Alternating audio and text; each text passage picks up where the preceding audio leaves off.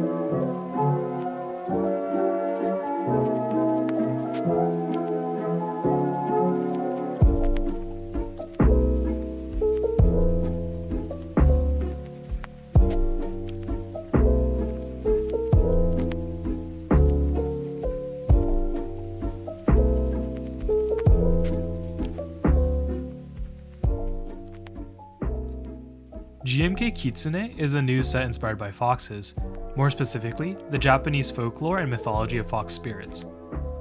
For those of you who have been following this project for some time, you might have seen this on PBTfans as a PBTfans Keycap set IC, and while that was the original plan, the designer decided to go with GMK in the end after PBTfans told the designer that they were not confident about manufacturing the set after multiple rounds of testing. Since GMK had already performed rounds of testing and confirmed that it was feasible for them to manufacture the set, the designer reverted back to GMK. This set uses UV printed Japanese sublegends as well as UV printed novelties with some really cool and intricate designs.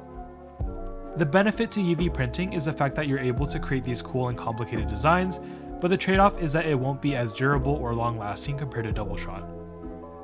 I'm sure that most people would have preferred stronger and more wear-resistant keycaps, but due to how complicated the designs are, you're kind of forced to use UV printing to make this possible and affordable. GMK Kitsune will also have a numpad kit and a Spacebars kit, but unfortunately will not be offering stuff like a dedicated 40s kit or international kit.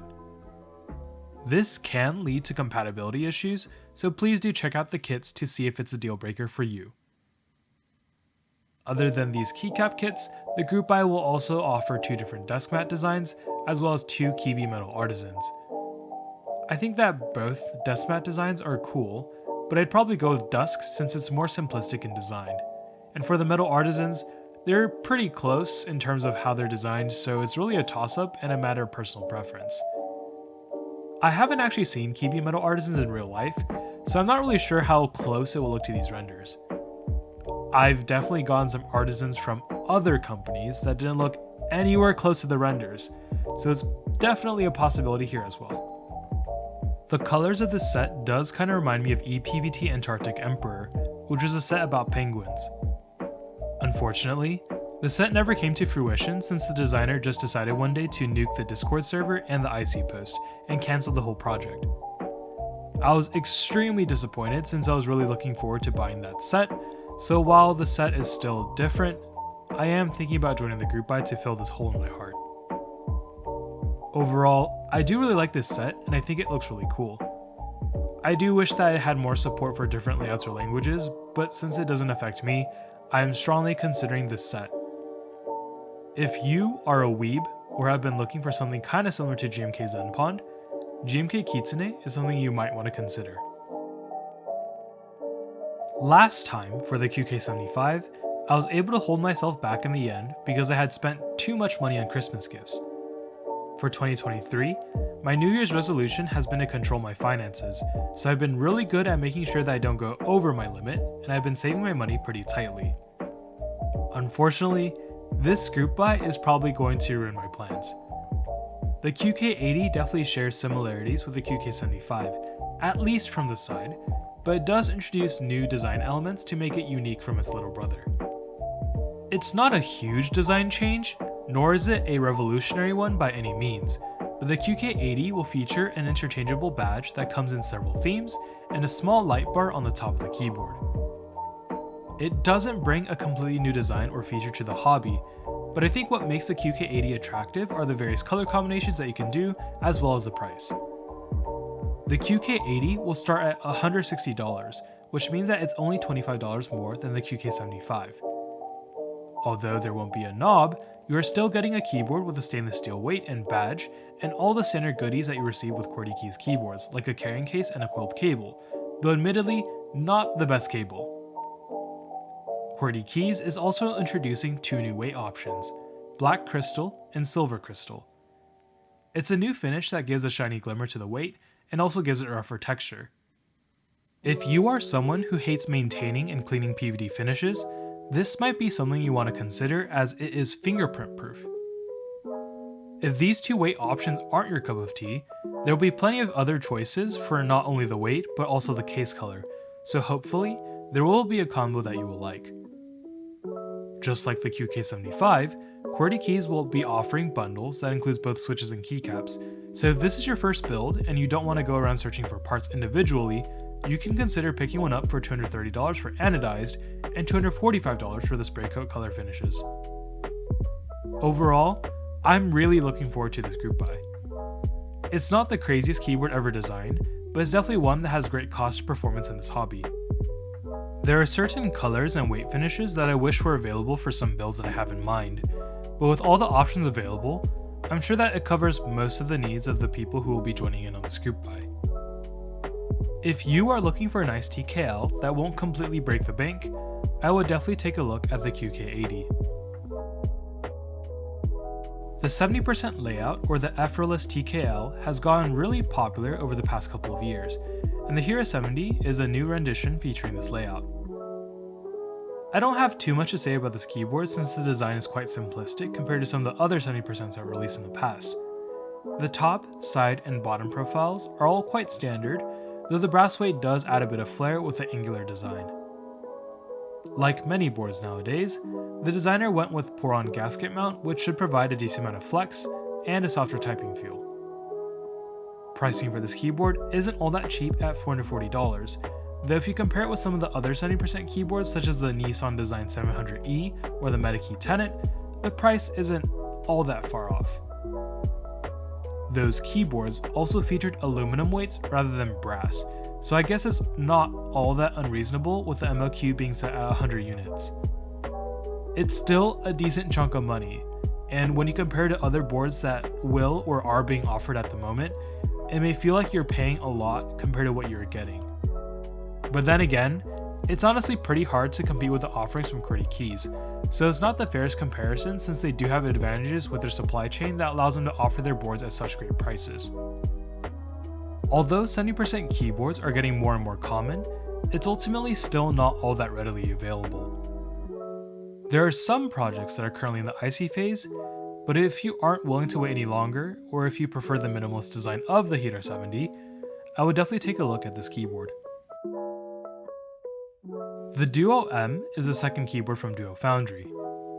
The first keyboard, the Duo S, was a pretty cool looking keyboard with a polycarb bottom, but despite sharing a similar naming scheme, these boards look nothing alike. I assume that the reason why this keyboard is called the Duo M is because it's the medium-sized board in their offering, so maybe there'll be a Duo L in the future. Anyways, back to the keyboard design, I do think that it looks quite nice. The middle case peeking out does give it a pretty cool look, and the scroll wheel provides nice functionality while looking a bit more stealthy compared to the standard rotary encoder that sticks out more. I think what's intriguing about the Duo M is the fact that there are 5 different configurable parts where you can choose the color, which means that you will really be able to create a keyboard that suits your build. Well, kind of, but not really, because unfortunately, there are only 6 different color options that you can choose from, and there are some popular colors like lilac or pink which aren't available for this group buy. It's definitely understandable because the more colors you introduce, the more headaches you'll have in terms of logistics and QC. This is then magnified by the fact that Duo Foundry is allowing customers to choose the colors they want for each part rather than predetermined color combinations, so I definitely get why they didn't include more colors.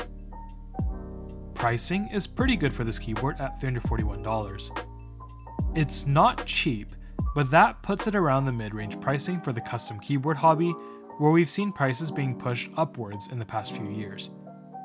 Then again, there have been newer players to the custom keyboard market like QWERTY Keys and Mellatrix who have been releasing keyboards at a way more affordable price, so who knows how pricing will go in the future.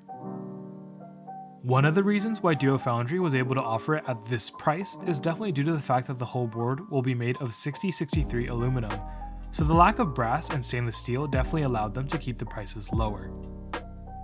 The keyboard also comes with a carrying case, which is a nice inclusion. Overall, the Duo M is a pretty good looking board at a pretty good price. I personally don't have too much interest in it, which is probably because I own a 7V and a Primus, but if you've been looking for a 75% keyboard that you can really customize with different color combos, you might want to consider the Duo M.